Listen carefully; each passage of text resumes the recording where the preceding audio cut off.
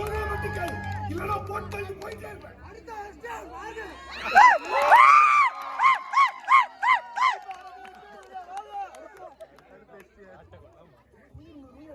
தப்பு இல்ல,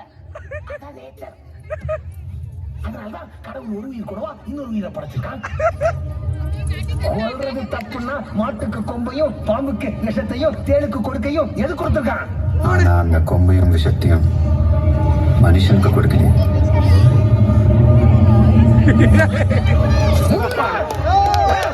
மனுஷனுக்கு மூளை. வீட்டானவங்களை ஒன்னா சேர்ந்து அவங்களை காப்பாத்திக்கிறதுக்காக கொண்டு வந்ததான் சட்டம். மான கொண்டா தண்டனை, ஆட கொண்டா தண்டனை இல்ல.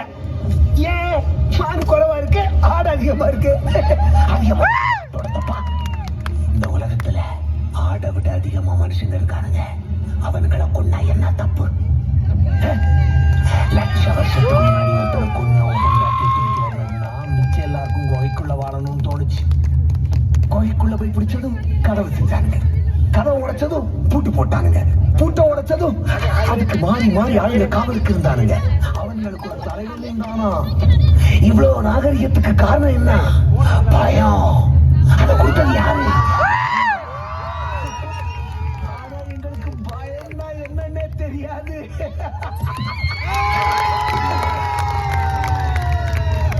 தம்பியை ஷூட் பண்ணப்ப அவன் கத்தனானே, அதுதான் பயம். அந்த கூட்டத்திலே நீ முடிஞ்சிருந்தியோ, அதுதான் பயம். பயத்தை காட்ட எங்களுக்கும் தெரியும். அதுக்கு தாண்டா இவ்வளவு.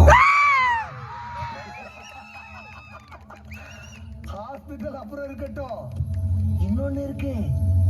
இன்னைக்கு இப்போ இன்னும் கொஞ்ச நேரத்துல லாங்கோ ஹில்ஸ் 1000 டன் பாறை, அதை தாங்கி நிக்கிற ஒரு சின்ன பாறை.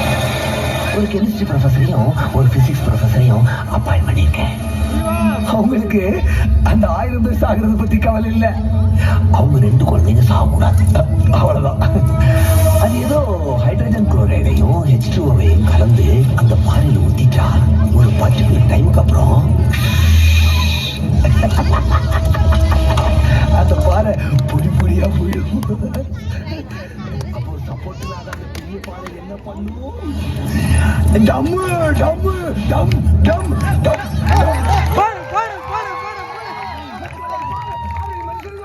இந்த முஸ்லிம் கிறிஸ்டியன் எந்த ஜாதி மதம் சின்ன பெரிய குழந்தை எதுவும் தெரியாம அப்படியே நசுக்கியா.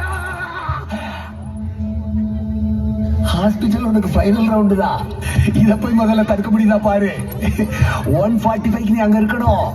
இன்னும் 45 நிமிஷம் தான் இருக்கு.